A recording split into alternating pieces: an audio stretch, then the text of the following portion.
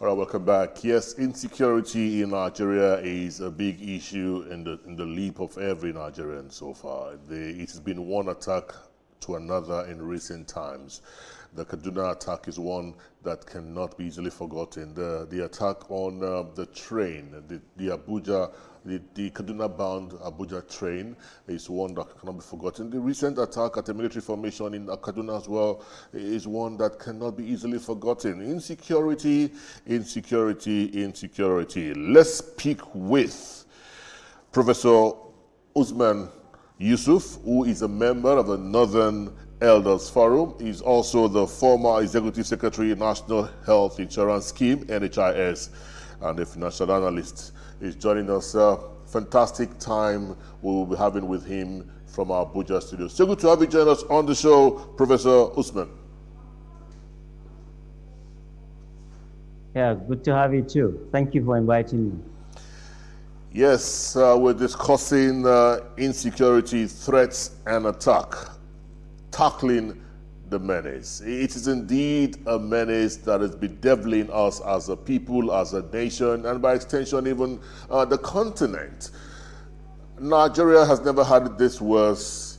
Never have we had it this worse. Never have we had our security apparatus so decimated in recent times like it is in the last few days. Exactly what can you make of where we are as a people and where we are in the fight in tackling insecurity in Nigeria? Professor Usman. Yeah, Nigeria is facing the worst insecurity of my lifetime. Not even during the Civil War was it this bad. Each of the 6 geopolitical zones has their unique security challenges. And things are getting worse by the day. And the honest truth is we're all looking at the military to solve security problem. We are, and I've said it severally, we are over-militarizing security. By that I mean poverty is a security issue. Youth unemployment is a security issue. But we are militarizing everything, expecting the military to take care of all our security issues. We will not get there. Our military, we salute them for what they are doing. Without the military, the Northeast would have been overrun by Boko Haram. The Northwest and the North Central would have been overrun by bandits. The Southeast would have been overrun by IPOB and ESN. Same thing in the South, the pirates and the cultists. Go to the Southwest, you have armed robbers, cultists. So each of the 6 geopolitical zones, they have mounting, unique security challenges. And we're all looking at the military to do everything. Our military is overstretched. Is deployed in 34 out of 36 states. What the military is doing is essentially internal policing, which it is not trained to do. Where is the police? The police, Nigerian police force, has essentially become an orphan force. And it is more important than the military in internal policing, because it is the police that are with the people.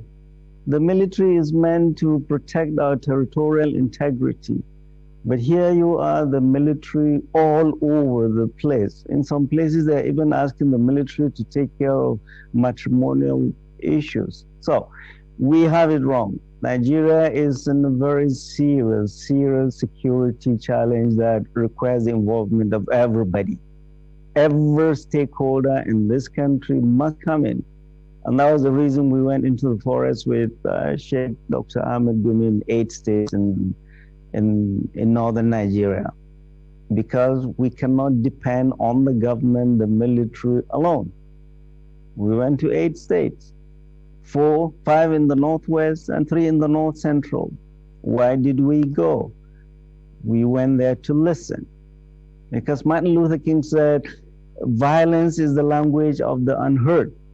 Even at home, if your children are fighting, You call them to listen to everybody.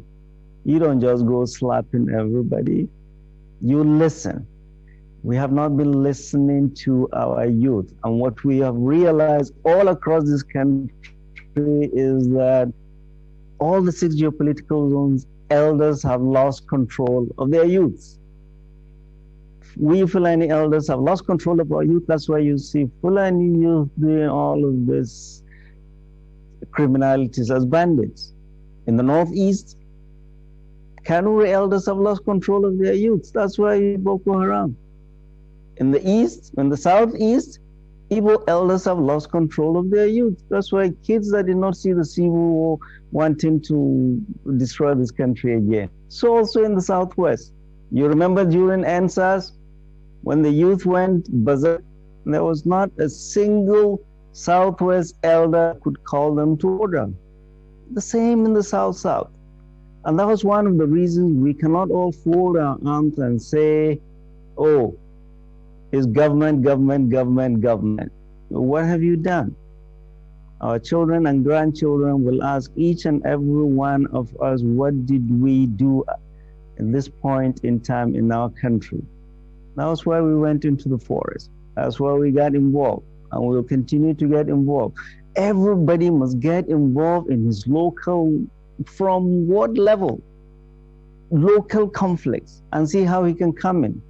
Rather than blame government. Yeah, government has failed us. That's why we came in. But this country does not belong to government. It belongs to us. And this government or any other government that can, we employ them and warn them if they are not doing the right thing. So security is a problem, very worrying. And what happened in the train attack in Kaduna, between Abuja and Kaduna, has compounded our security challenges exponentially. The reason is we are now seeing what we have feared. We, that is Sheikh Gumi and I, over the last 2 years, have been worried that we need to get to these bandits before Boko Haram or ISWAP or the other terrorist group Ansaru get to them. And what we saw in the Kaduna and Abuja-Kaduna rail attack was essentially what feared. They have now penetrated into the northwest and have aligned them. Right. And this is a big concern, really, really big concern. All right. That should worry every person that knows this. All right. Yeah. All right. I'm listening. All right, Professor Yusuf, thank you so much for that. We appreciate your opening remarks. But you did say you visited yourself, Sheikh Gumi and other clerics did visit the boys in the forest and to hear them out. Can you give us an idea of what they said? Are there grievances or why they're doing what they do? Yeah, I mean the grievances they are generational. And we that live out here in the north, we that are Fulanis know the grievances, the generational grievances of Fulanis in the forest. I mean, the injustices done to them. That is, their cattle taken away, they are not given fair hearing, they are locked up, and now we've gotten a state where they are killed. They have never seen anything government since the beginning of this country. Never. No water, no school, no electricity, no roads, no nothing. So this is a population of this country that we have neglected over whole generation.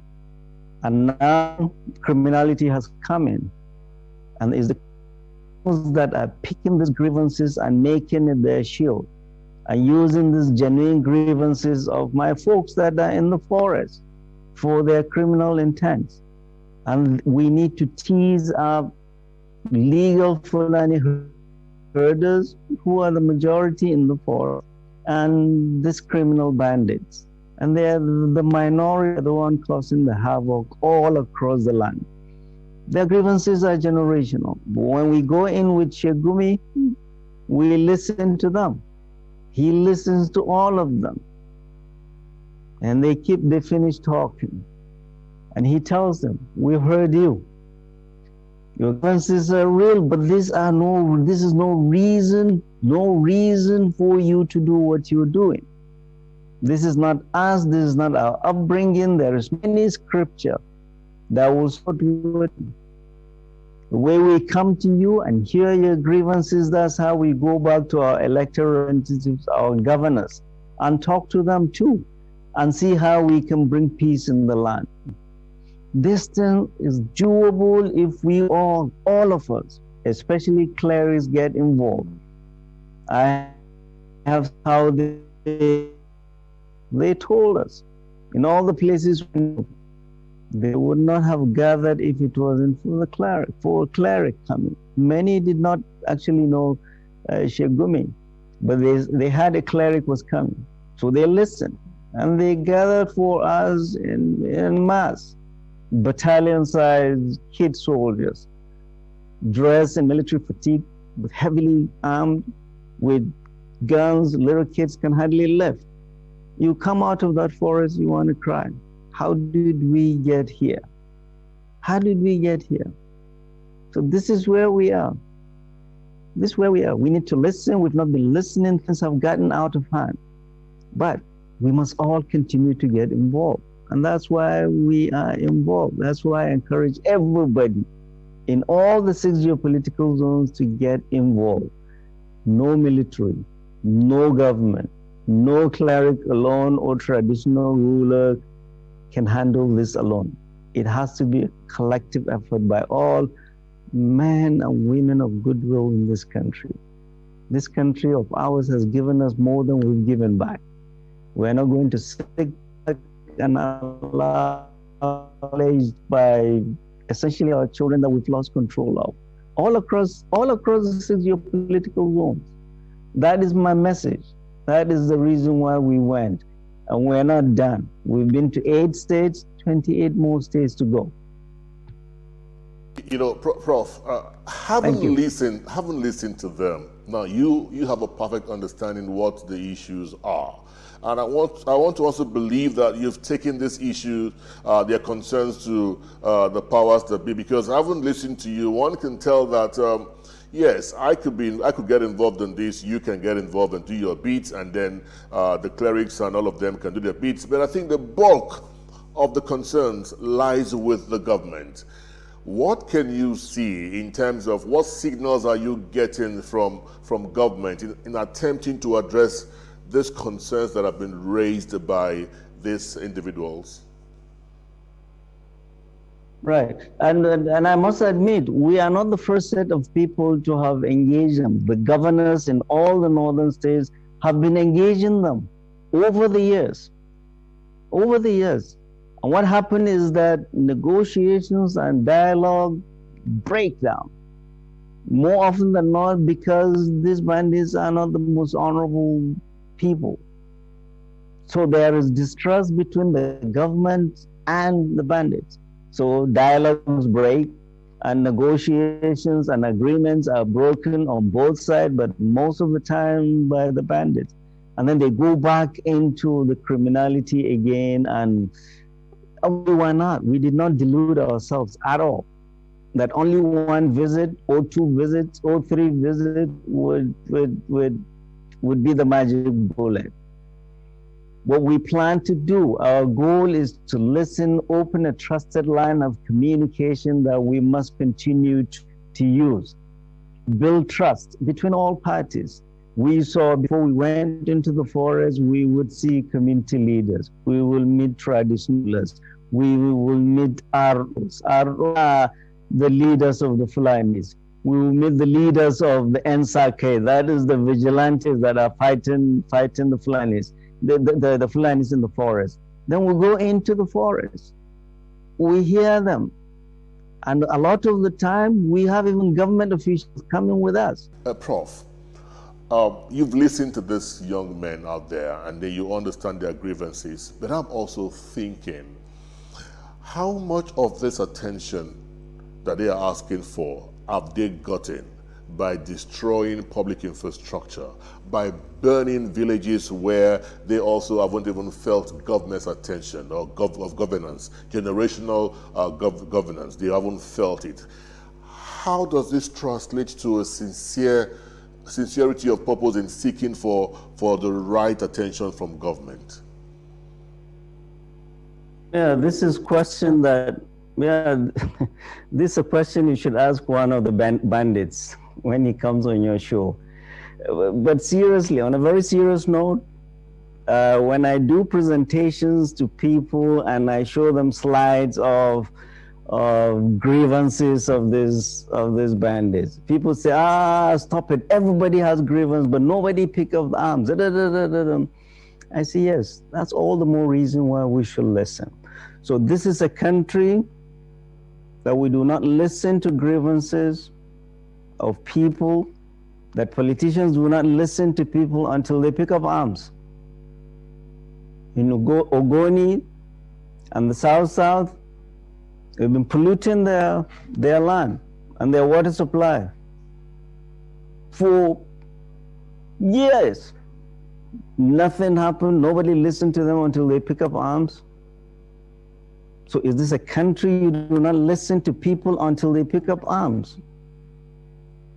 Grievances that are nothing until they morphed into criminality. So we're trying to shut the door after the hands have gotten out of the pen. This is saying, why are we in this? We are all physicians, and Shegumi, and he's a cleric. We dropped all we're doing and we went into the forest to listen, because the people we elected to listen to us have failed. They're not listening to us. So we can say, oh, why this, why this? It may not be important to you that the water supply of an Ogoni lady is polluted, but you are getting all the oil you want. This is a society that we do not listen to grievances of people until it gets to this. So the grievances may be stupid to you and I, but they are real to them. We must listen to everybody, and that is what democracy, our leaders must govern with the milk of humanity. And I don't see that, milk of kindness. I don't see that. And that's why we are where we are. We're not listening to our people. NSAS, the NSAS, the kids went crazy in Lagos and all over the country. You would ask, what have burning of buses got to do with their grievances? But it's because nobody is justifying any criminality, but because we did not listen. We did not listen when we should have listened. And this is exactly what is continuing. God help us if the over 10 million out-of-school children pick up arms. God help us if all these unemployed kids pick up arms. We need to listen, and that is what government people we elect. That's why we elected them, to listen to us, to listen to people's grievances. But no, they don't listen, they don't even go back home. They're here in Abuja.